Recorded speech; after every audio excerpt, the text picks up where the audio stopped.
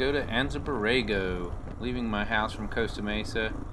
I'm right here pulling into Laguna, and I feel like I need to check my luggage.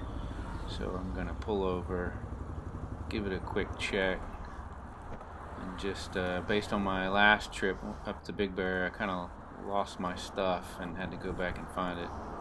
So yeah, I'm a little bit nervous about it, so I'll give it a quick check. But hop back on the bike here and start heading into Laguna. And you'll know right up here I spot a little vintage bike, and I figured I might need to pop it off to my man at Costa Motorsports and see if it's of a worthy price. He said he was asking a bit much for it, but it was very cool looking. He will sell it, but we won't be buying it. So heading on off to Laguna here, and of course the exotic cars are all about. If you're into that kind of thing, any day in Laguna you're gonna see exotic cars, especially on PCH. But yep, that right there, that's what's catching my eye. Little Datsun 1600, complete with the racing number panel. Can't help it but be surrounded by exotic cars while you're in Laguna. And I'm just cruising through in the TDUB.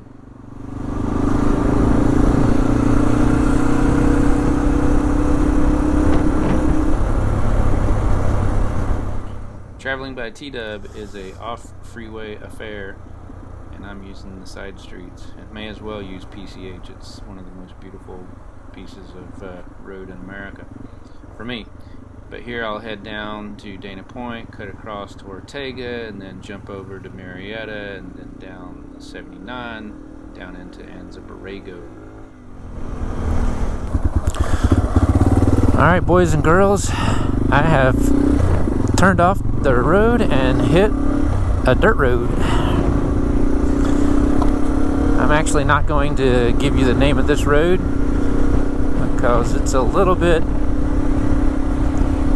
not contested, but just not very much talked about.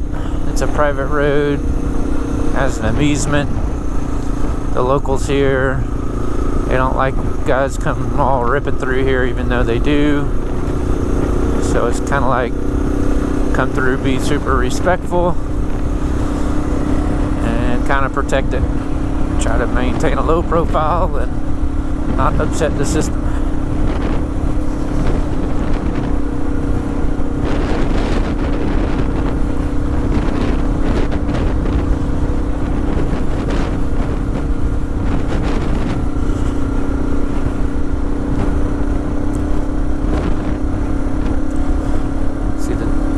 Previous dirt bikers, hopefully they're locals, live here.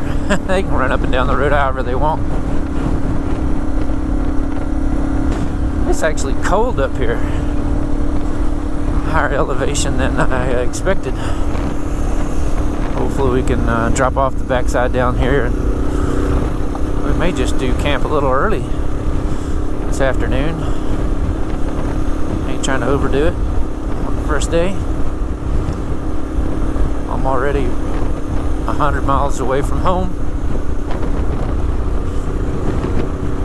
110, 100 something, I can't remember.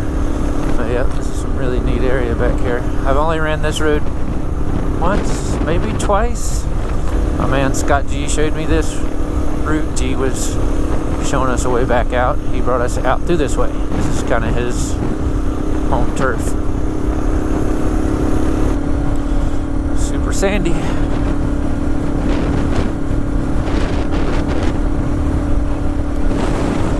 Pretty neato.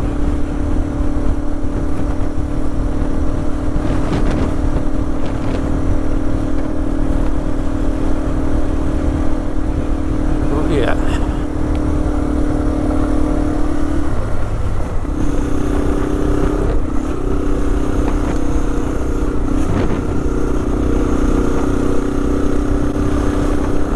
Good test for all my strapping down this time. If you saw my last moto camping trip when I went to Big Bear, I saw a little spot. I was like, alright, turn around, I'm gonna go check that out. Lo and behold, I started finding my camp gear on the ground. It's like, whoa. So I only had to go back about 3 miles to pick up all my pieces. So I'm a little bit nervous about all that now. And this time I actually took a water bottle and stuffed up inside in between the bags. Ooh, look at this area back here though. That's super cool. Look at that guy's ranch.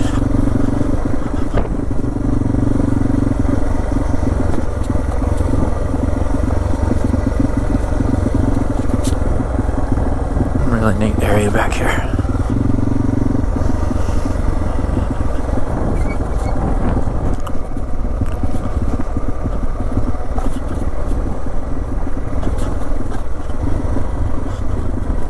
Being weighted down for moto camping really changes the dynamic of the bike. And it's winter time, so winter camping gear is a little more heavy duty than summer camping gear.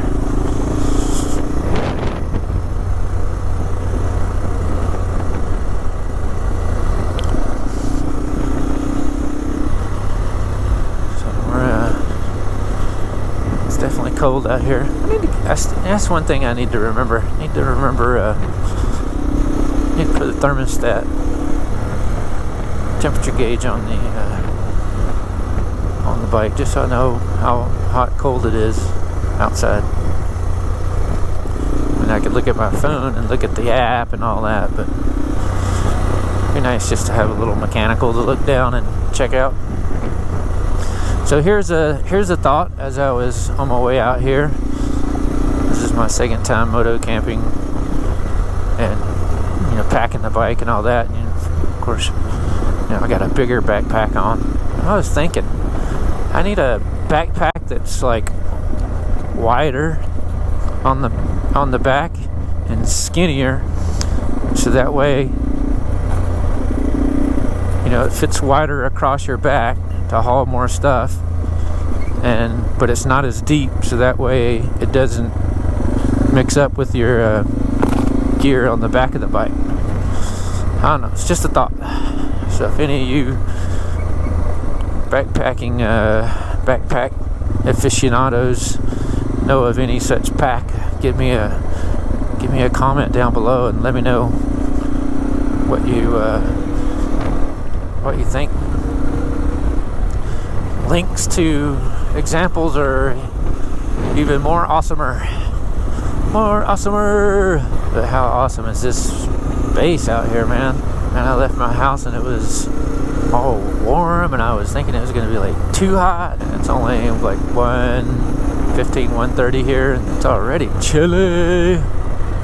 Might have to stop, put my thermals on back underneath my pants.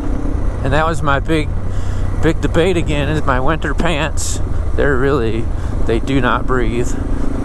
And then I was looking at the temperatures. It's supposed to get warm on Sunday. Like, man, I don't want to be like all like crazy hot, sweating. But then too, when you're like moto camping, I don't think you're working as hard, as long as you're not getting yourself into any predicaments. So I was like, I want to be nice and cool. But after getting over here and feeling this weather, yeah, I could have used those. That'd been fine. I don't know. We'll see how the weekend goes. Like I said earlier, I made the choices I made. So what happens when you have a couple of different kits to choose from? It's like, which one? There is no one does it all unless you only have one. And I guess for me, unfortunately, I have a couple of different pants to choose from, which makes decision making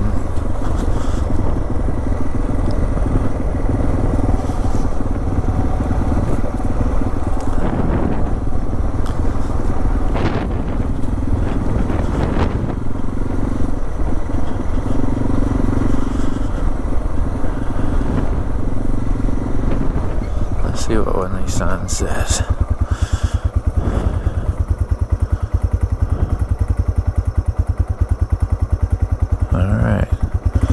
So it's an easement road. Stay on your bike and stay on the move. No stopping, picnicking, porta pottying. But I could do that in order to ride the space like this. No problem. Oh, look at that.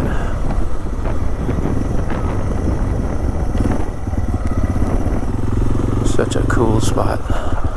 But I do gotta, sorry guys, I gotta stop. I gotta check my gear. Bike's still running, so I'm technically not parked. Just alright, yeah, there you go. See, I got my water bottle stuff down in there.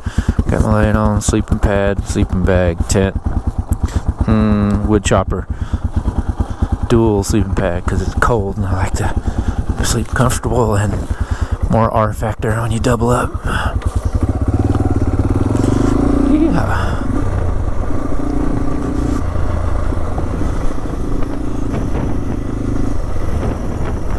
Yeah.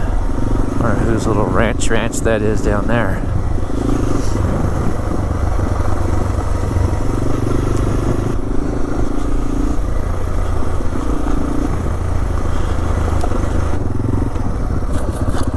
Oh, staying on my path.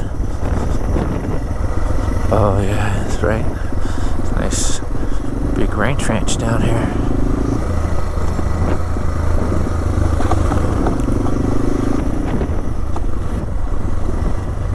Just such cool stuff, man.